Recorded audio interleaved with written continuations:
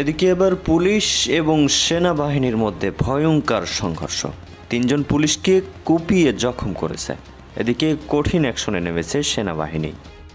কোনো প্রকার অবৈধ সমাবেশ অথবা বিশৃঙ্খলা সৃষ্টি করবেন না।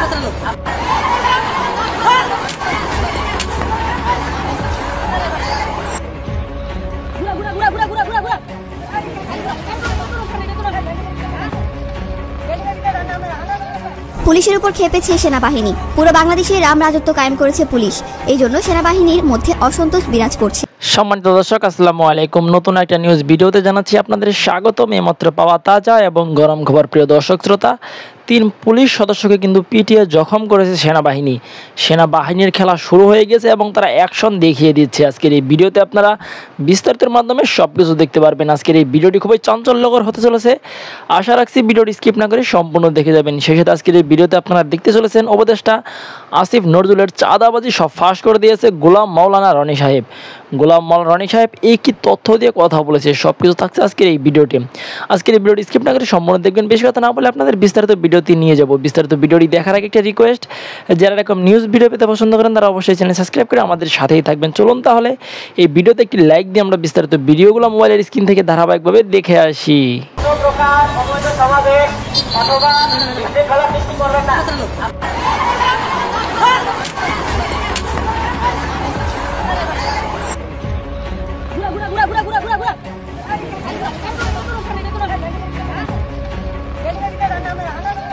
পুলিশের উপর খেপেছে সেনাবাহিনী। পুরো বাংলাদেশে রাম রাজত্ব কায়েম করেছে পুলিশ, এই জন্য সেনাবাহিনীর মধ্যে অসন্তোষ বিরাজ করছে। পুলিশ ও সেনাবাহিনীর মধ্যে সংঘটিত অনাকাঙ্ক্ষিত ঘটনায় বিবৃতি দিয়েছে আইএসপিআর। বলা হয় এই ঘটনায় দায়ী ব্যক্তিদের বিরুদ্ধে আইনি ব্যবস্থা নেওয়া হবে।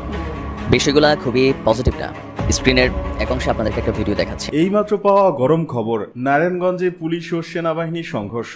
এবার আরো একবার সংঘর্ষে কেঁপে উঠল নারায়ণগঞ্জ। নারায়ণগঞ্জে 3 পুলিশকে কুপিয়ে ও পিটিয়ে জখম। বিচারিক ক্ষমতা পাওয়ার পরে এবার নারায়ণগঞ্জে পুলিশের উপর কঠিন অ্যাকশন নিল সেনাবাহিনী। পুলিশ ও সেনাবাহিনীর মধ্যে কঠিন এক সংঘর্ষের খবর পাওয়া গেছে। এতে বর্তমানে থমথমে অবস্থা বিরাজ করছে সেখানে। কি ঘটেছিল সেখানে, কেন পুলিশের বিরুদ্ধে অ্যাকশনে গেল সেনাবাহিনী, কি কারণে এই সংঘর্ষের সূত্রপাত ঘটে, এলো চাঞ্চল্যকর তথ্য।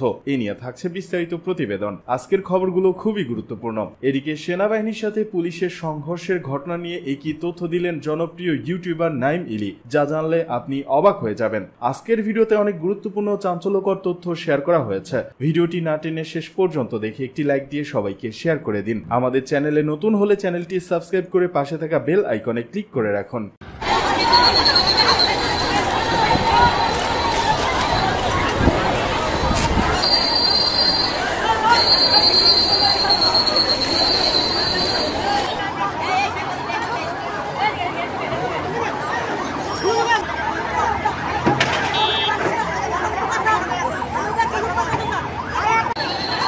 গতকালকে নারায়ণগঞ্জে একটা ঘটনা ঘটেছে। বাংলাদেশের বেশ কিছু সোশ্যাল মিডিয়া প্ল্যাটফর্মে এই যে ভিডিও ফুটেজগুলো এসেছে। আপনি স্ক্রিনের এক অংশে যে দৃশ্য দেখতে পাচ্ছেন যে আমাদের সেনাবাহিনী পাশাপাশি পুলিশ বাহিনী কাউকে ধরছে, কাউকে ধাওয়া করছে। ঘটনার স্পটটা হচ্ছে নারায়ণগঞ্জ। এখন নারায়ণগঞ্জে আসলে কাদের সাথে এই ঝামেলাটা হলো, এখানে কেউ কেউ বলছেন সেনাবাহিনীর সাথে সংঘর্ষে লিপ্ত হয়েছেন, আবার কেউ কেউ বলছেন সেনাবাহিনী এসে প্রথমে মাইকে সুন্দরভাবে তাদেরকে চলে যেতে বলেছে কিন্তু তারা যায়নি। তো নারায়ণগঞ্জ শিল্প প্রবণ এরিয়া, সেখানে বিভিন্ন কলকারখানা আছে, ইন্ডাস্ট্রি আছে, মিল ফ্যাক্টরিজ আছে। আপনি দেখেন গেল কয়েকদিন না, আমরা যদি মাসের উপর হয়ে গেছে যে বাংলাদেশের বিভিন্ন জায়গায় আমাদের যে শিল্প কারখানাগুলো আছে সেখানে নানান ধরনের চক্র আপনার তাদের আবির্ভাব ঘটেছে। শিল্প কলকারখানাগুলোকে ফুল্লি চালু করতে দিচ্ছে না, চাঁদা দাবি করা হচ্ছে, বিভিন্ন ধরনের শ্রমিকদেরকে উস্কানি দেওয়া পরিস্থিতিটাকে খারাপের দিকে নেওয়া হচ্ছে। আইনশৃঙ্খলা বাহিনী যথেষ্ট চেষ্টা করলেও পরিস্থিতি কিন্তু খুব বেশি কন্ট্রোলে না। পুলিশকে এই মুহূর্তে পাত্তাই দিচ্ছে না, বা পুলিশও 5ই আগস্টের আগের পুলিশ আর পরের পুলিশে অনেকটা পার্থক্য আমরা দেখছি, যার কারণে সেনাবাহিনীকে ডিপ্লয়েড করা হয়েছে ম্যাজিস্ট্রেসি পাওয়ার দিয়ে। কিন্তু সেই সেনাবাহিনীর সাথে এসা সংঘর্ষে লিপ্ত হওয়ার মতন সাহস আমি জানি না যে বাংলাদেশে এইটা কোন গ্রুপ।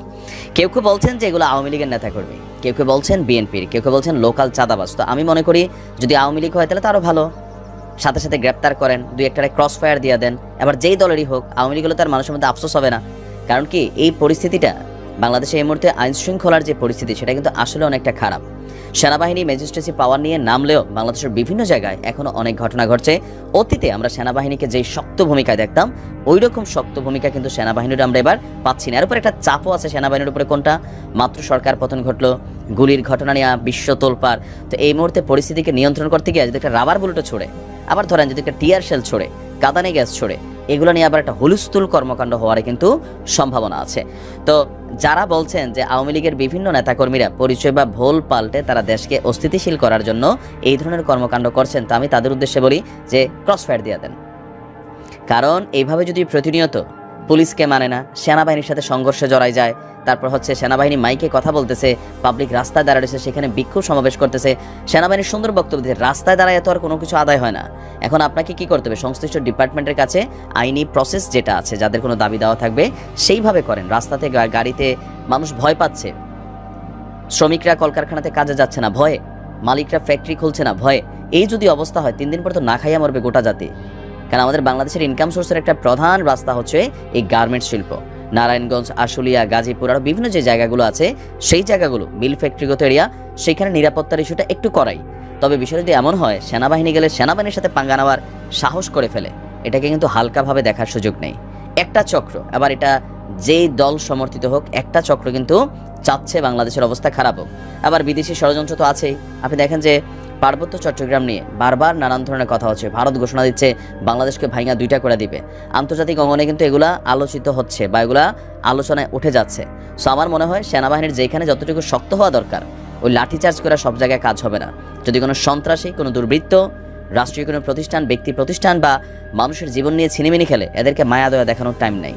2-4টারে ক্রসফায়ার দিয়ে দিলে বাকিগুলো এমনি শান্ত হয়ে যাবে।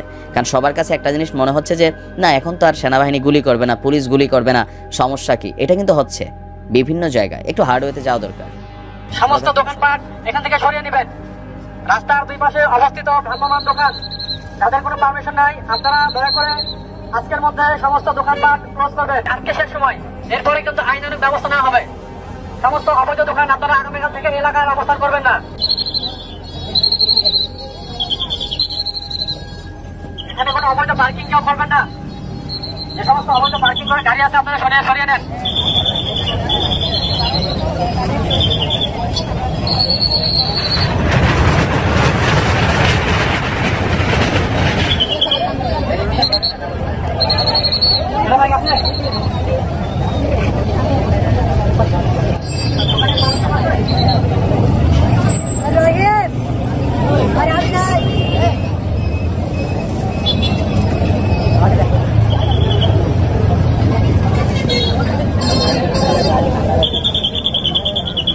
অবৈধ দোকানপাট রাস্তার পাশে আর কেউ বসাবেন না।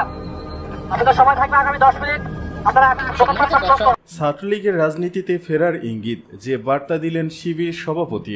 বাংলাদেশ ইসলামী ছাত্র শিবিরের কেন্দ্রীয় সভাপতি মঞ্জুরুল ইসলাম বলেছেন, ঢাকা বিশ্ববিদ্যালয় ঢাবি ও জাহাঙ্গীরনগর জাবি বিশ্ববিদ্যালয়ের নিহতের ঘটনায় বিবৃতি দিয়ে ঘুরে দাঁড়ানোর স্বপ্ন দেখছে ছাত্রলীগ। নিহতের ঘটনাকে পুঁজি করে নতুন স্বপ্নে বিভোর হচ্ছে ছাত্রলীগ। ছাত্রলীগের মনে রাখা উচিত, তারা কিন্তু এদেশের জনতার বিপক্ষে অবস্থান নিয়েছিল। গণহত্যায় সরাসরি জড়িত তারা। সম্প্রতি যুগান্তরকে দেয়া একান্ত সাক্ষাৎকারে ছাত্রলীগের ভবিষ্যৎ রাজনীতি নিয়ে এসব কথা বলেন মঞ্জুরুল ইসলাম। শিবির সভাপতি বলেন, ঢাবিতে অসুস্থ মানুষের হত্যার যে দৃশ্য দেখেছি, এটা তো কোনো সুস্থ মস্তিষ্কের মানুষ মেনে নিতে পারে না। সেখানেও ছাত্রলীগের নেতাকর্মীরা জড়িত ছিল, তারা গ্রেপ্তারও হয়েছেন। আমরা এই ধরনের হত্যাকে কখনো প্রশ্রয় দেইনি। তারই প্রমাণ হচ্ছে ঘটনার পরপরই তীব্র নিন্দা ও বিচার দাবি জানিয়ে স্টেটমেন্ট দিয়েছে শিবির। এখন আমাদের প্রশ্ন, এই ঘটনায় যতটা বিবেক নাড়া দিয়েছে ছাত্রলীগের, কিন্তু রাস্তায় নির্মমভাবে মানুষকে হত্যা করা হচ্ছে, সেটাতে কেন তাদের বিবেক নাড়া দেয়নি? অথচ এই ঘটনায় ছাত্রলীগের নেতাকর্মীরা সরাসরি জড়িত।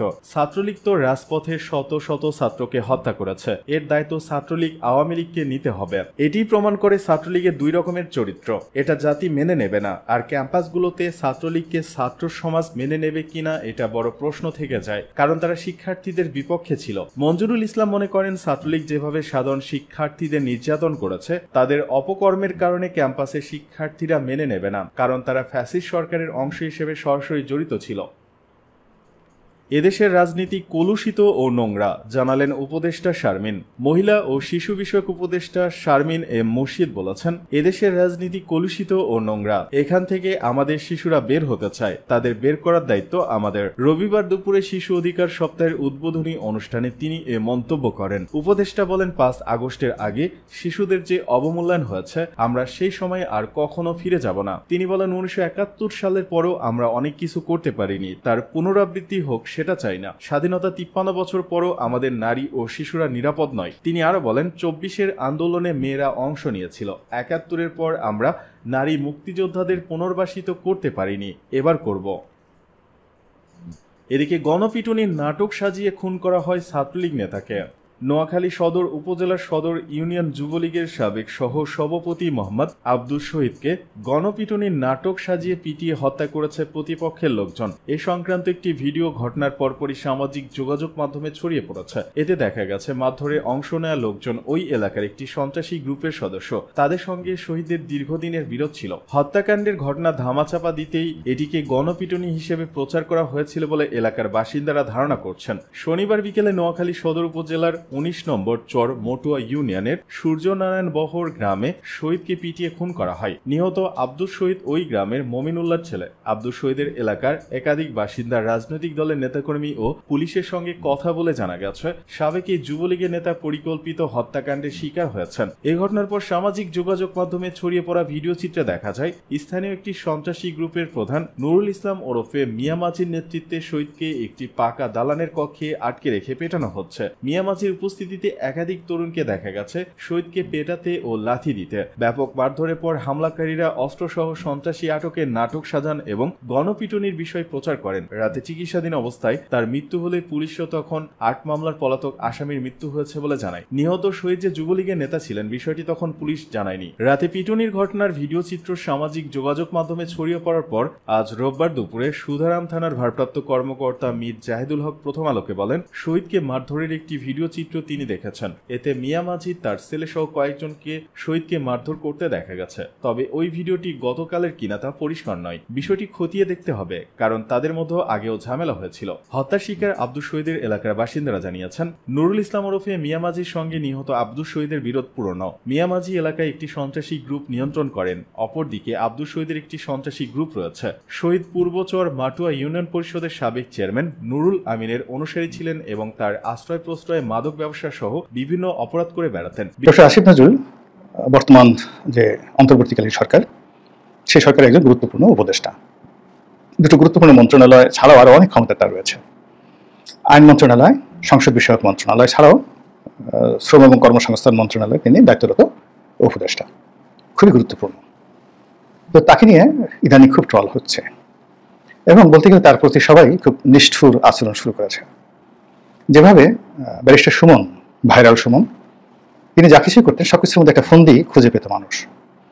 এবং সুমন খেলাধুলা করতো, নর্দমা পরিষ্কার করতো, বা রাস্তার পাশে সেটা লাইভ অনুষ্ঠান করতো, যা কিছুই করতেন কেন মানুষ মনে করতো এ হাল তেরা চাল হ্যায়, মকসুদ তেরা মাল হ্যায়, লাখো কো আন্ধা কর দিয়া। সমস্ত মানুষকে বেকুব বানিয়ে টাকা উপার্জন করা, ধান্দাবাজি করাই হলো তোমার মূল কাজ। এরপর তাকে তুচ্ছ করা হতো, তাচ্ছিল্য করা হতো। এবং এই তুচ্ছ তাচ্ছিল্যের কারণে কি হলো, তার ভিতরে যে ভালো গুণাবলীগুলো ছিল সেই গুণাবলীগুলো নিঃশেষ হতে হতে হতে হতে একটা সময় সে সত্যিকার অর্থেই তুচ্ছ তাচ্ছিল্যের বস্তুতে পরিণত হয়ে গেল। এবং এখন যেখানে আছে আমি নিশ্চিত যে সে সম্মানজনক অবস্থানে কোথাও নেই। তো আমাদের সমাজে অনেক মানুষগুলো আছেন বেপরোয়া চালচলন করেন এবং একটা নির্দিষ্ট সময় পর্যন্ত তাদের সেই বেপরোয়া আচরণটা তাদের সামনে বলা যায় না। যেমন শেখ হাসিনা, ক্ষমতার চেহারটাই হলো এরকম, তাকে বলা যায়নি। আমরা চেষ্টা করেছি, অনেকে চেষ্টা করেছেন, আমি তো নিজের সাক্ষী। অনেকগুলো বিষয় আমি ত্রিমাত্রিকভাবে শেখ হাসিনার সঙ্গে আমার বোঝাপড়া হয়েছে। আমি তাকে সরাসরি মুখে বলেছি, তাকে উদ্দেশ্য করে টেলিভিশন টকশোতে বলেছি। 2009 থেকে একদম যখন আমি সংসদ সদস্য, তাকে উদ্দেশ্য করে পত্রিকায় কলাম লিখেছি, বাংলাদেশ প্রতিদিন, নয়াদিগন্ত, যুগান্তর, আমাদের সময়। আবার যেগুলো কথাগুলো বলেছি, অনেকগুলো কথা সেই সরকারের বিরুদ্ধে চলে গেছে, ভাইরাল হয়ে গেছে, এবং এগুলো সব লিড নিউজ হয়েছে, 8 কলামের লিড নিউজ হয়েছে। কিন্তু শেখ হাসিনা শুনেননি, বরং তিনি বিরক্ত হতেন যে এটা একটা আতেল। আমাকে উনি ঠাট্টা করে মস্কারা করে বলতেন আতেল, এই যে আতেল আসছে। এবং ওনার এই বক্তব্যের কারণে একটা সময় কি হলো, আমি আমার মতো করে দূরে ওনার সমালোচনা করতাম, কিন্তু ওনার সামনে আমি কখনো যেতাম না। এবং এখানে আলটিমেটলি ওনার ক্ষতি হয়েছে। ওনার ক্ষতি হয়েছে কি, 2012 সাল পর্যন্ত ওনার সঙ্গে আমার যে সম্পর্কটা ছিল, নিয়মিতভাবে আমি তার কাছে যেতাম এবং সবাই জানতো যে আমার যাকে বলা হয় ঠোঁট কাটা স্বভাব, যাকে যাইছে তাই বলে ফেলি, সেটা তো ভাই সাহেব হোক, আমর সাহেব হোক, কিংবা স্বরাষ্ট্রমন্ত্রী মহিউদ্দিন খান আলমগীর সাহেব হন বা অন্য যে কোনো ব্যক্তি হন, আমি কাউকে কথা বলতে, একেবারে প্রধানমন্ত্রীর অফিসে কথা বলতে কার্পণ্যবোধ করিনি। সেটা বাহাউদ্দিন আসিম সাহেব হন, কিংবা জাহাঙ্গীর কবির নানক হন, কিংবা মাহবুল আলম হানিফ, ইভেন সৈয়দ আশরাফ সাহেব, ওবায়দুল কাদের, তো মানে প্রশ্নে আসেন। আমি বলতাম একেবারে প্রকাশ্যে এত অপ্রিয় কথাগুলো বলতাম, যেগুলো আসলে আপনারা বললে হয়তো অবাক হয়ে যাবেন যে আমি কতটা নির্বোধ। ঠিক সেভাবে আমি কথাগুলো বলতাম। ফলে কি হতো, 2012 পর্যন্ত প্রধানমন্ত্রীর কার্যালয়কে কেন্দ্র করে এই সকল টাউট বাটপারদের একটা ওরকম যাকে বলা হয় প্রাধান্য তখনও বিস্তার লাভ করেনি। আমি একদিন প্রধানমন্ত্রীর রুমে ছিলাম প্রায় 3 ঘন্টার মতো। এই 3 ঘন্টা বাইরে বসেছিলেন সালমান এফ রহমান, এবং বাইরে সালমান এফ রহমান শেখরের রুমে বসেছিলেন। সাইফুজ্জামান শেখর পরবর্তীতে এমপি হয়েছিলেন। আমি বের হয়ে দেখি শেখরের রুমে সালমান বসে আছেন। আমি শেখরকে ডাকলাম, এই শেখর, তুমি এই সালমানকে এখানে বসিয়ে রাখছো কেন? সালমান এফ রহমানকে বসিয়ে রাখছো কেন in front of him? Obaidul Quader থেকে শুরু করে আনন্দ তো 10 জন সিনিয়র নেতা ছিলেন, এসটিমাম সহ। তো সে আমার হাত ধরে বলে, রনি ভাই একটু বেহায়া টাইপের, কানে কানে বললো যে বেহায়া টাইপের এখানে বসে আছে। আমি বললাম যে তুমি বলছো বেহায়া, শুনে বললাম সালমান সাহেবকে, কিন্তু উনি তো এখানে বসে পুরো গণভবন বিক্রি করে দিচ্ছেন এবং তোমাদের কারণে কিন্তু প্রধানমন্ত্রী ঢুকছে। তো এটা হয়তো প্রধানমন্ত্রী কোনোদিন জানতে পারেনি, কিন্তু এটা সালমান সাহেব জানেন, ওবায়দুল কাদের জানেন, শেখর সাহেব জানেন। এইভাবে আমার মতো মুখরা যারা লোকজন ছিলেন এবং প্রধানমন্ত্রীর কার্যালয়ে যেতেন, এবং প্রধানমন্ত্রী যতদিন পর্যন্ত এই জিনিসগুলো অ্যালাউ করেছেন ততদিন পর্যন্ত কিন্তু উনি তুলনামূলকভাবে ভালো ছিলেন। কিন্তু যেই সময়টিতে আমরা সেখানে যাওয়া বন্ধ করলাম, বিশেষ করে আমি যাওয়া বন্ধ করলাম, তখন থেকে আপনি চিন্তা করেন যে পলক, শাহরিয়ার, বিপু, এই যে নসরুল হামিদ বিপু, মানে আমি যে সময়টাতে ছিলাম, এরা একটা দুর্নীতি করবে এই সাহসই তো তাদের ছিল না। আমি প্রশ্ন করতে পারতাম এবং অনেক বিষয়ে তারা আমার পরামর্শ গ্রহণ করতেন। এবং দলের রাজনীতিতে অন্তত শেখ হাসিনার কাছাকাছির ক্ষেত্রে এই লোকগুলো একদম মানে কোন গণনার মধ্যে তারা পড়তেন, অথচ তারা এক একজনে শেখ হাসিনার কাছাকাছি হাজার হাজার কোটি টাকা লোপাট করে কি একটা সর্বনাশ ঘটিয়ে ফেলেছে। তো এইগুলো ক্ষমতার যে চেয়ার, এই চেয়ারের আশেপাশে সবসময় ঠোঁটকাটা প্রকৃতির কিছু লোক রাখতে হয়। তো ডক্টর আসিফ নজরুল মূলত শিক্ষক মানুষ, তিনি লেখক মানুষ, তার স্ত্রী একজন অভিনেত্রী, তার শ্বশুর একজন আবেগপ্রবণ হুমায়ুন আহমেদ, মানে পুরোটার মধ্যে একটা ইলিউশন কাজ করে, কল্পনা কাজ করে। তো তার যে কল্পনা, সেই কল্পনার যে জায়গা, সেই জায়গা নিয়ে তিনি সরকারি পদ পদবি, রাজনীতি, চেয়ার, এগুলো নিয়ে অনেক কাব্যিক ঢঙে অনেক চিন্তা করেছেন এবং সেই বিষয়গুলো এখন তার জন্য বুমেরাং হয়ে গিয়েছেন। একটা সময় তিনি মুরগির ডিমের দাম কেন বাড়লো, আন্তর্জাতিক বাজারে তেলের মূল্য বেড়েছে, পেট্রোল অকটেন দাম বেড়েছে, তো তিনি ঠাট্টা করে বলছেন যে মুরগিতে পেট্রোল খায় না। এখন এই জমানাতে কেন মুরগির দাম বেড়ে গেল, ডিমের দাম বেড়ে গেল, এখন লোকজন সেইগুলো বের করে তাকে গালাগালি করছে যে মুরগি তো আন্তর্জাতিক বাজারে এখন তো পেট্রোলের দাম কমেছে, তো এটা বাড়লো কেন? এরপর একটা সময় তিনি বলেছিলেন যে আমি যদি কোনোদিন সরকারি কোন পদ পদবিতে বসতে পারি, প্রাণ ভরে কাজ করবো। সেগুলো নিয়ে জনগণ চ্যাংড়াপোলাপান গান বানিয়েছে, ডিজে ড্যান্স বানিয়েছে, তাহেরির ওয়াজ বানিয়ে বিশ্রী ভাষায় আসিফ নজরুলকে রীতিমতো ভাইরাল বানিয়ে দিচ্ছেন, হাস্যরসাত্মক ব্যক্তিতে পরিণত করেছেন।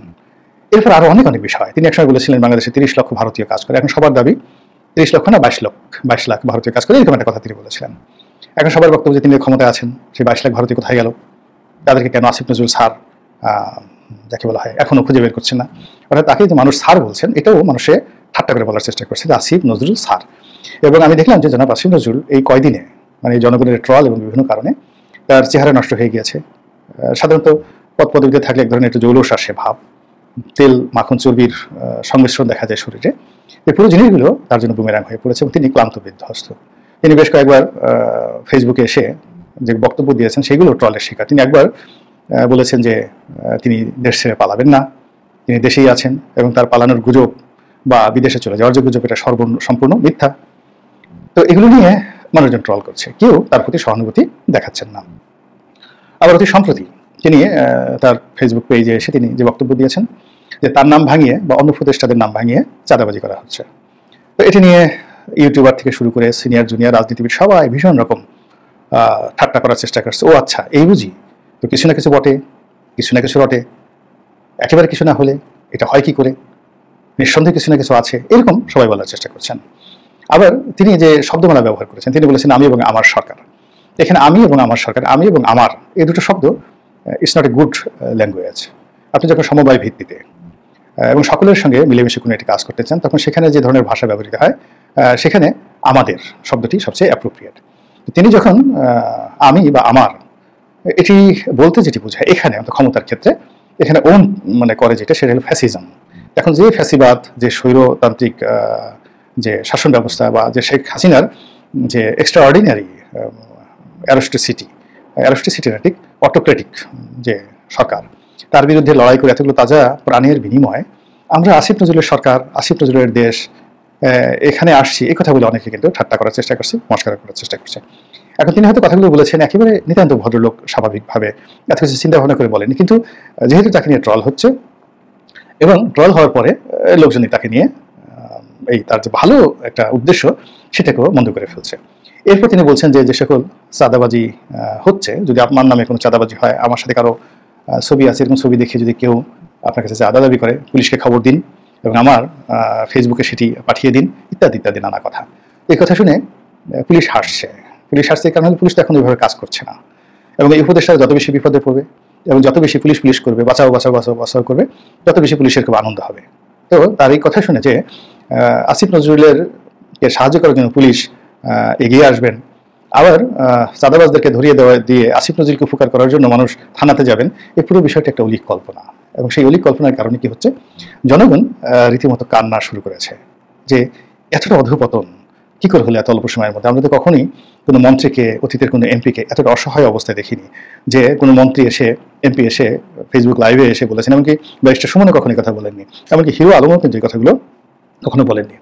সবাই যার যার মতো করে বিরক্তি দেখিয়েছেন ফেসবুকে এসে যে ওয়া করেঙ্গা, তো আমি এত বড় হাতি, আমার বিশাল বুকের ছাতি, ইত্যাদি ইত্যাদি, কিন্তু নিজেকে কোনো অসহায় হিসাবে কান্নাকাটি করে নিজেকে কখনো উপস্থাপন করেননি।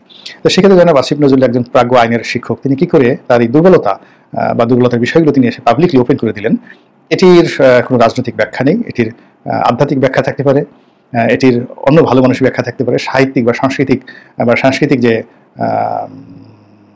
ব্যাখ্যা সেটা থাকতে পারে, কিন্তু রাজনীতিতে এটা একটা ব্ল্যান্ডার। তো যাই হোক, এখন ডক্টর আসিফ নজরুল আমি মনে করি সব দিক থেকে খুবই একটা খারাপ সময় পার করছেন।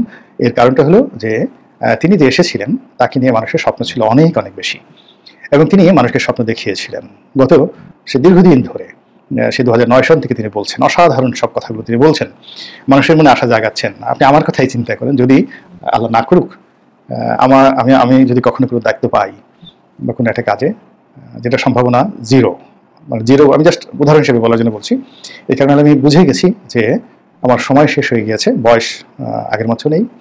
দ্বিতীয়ত কাজ করা যেটা স্পিরিট বা একটা সময় পিরিয়ড, সেটা আমার নেই। আমি ভালোভাবে কথা বলতে পারি, কিন্তু আমি যদি কোনো একটা কাজে আমাকে বসিয়ে দেওয়া হয়, তাহলে আমার কাছে মানুষের যে আকাঙ্ক্ষা, এটা আসিফ নজরুল বা ডক্টর ইউনূসের মতোই থাকবে, এবং সেখানে আমার ন্যূনতম ভুল হলে মানুষ আমাকে নিয়ে ট্রল করবে, এটা স্বাভাবিক বিষয়।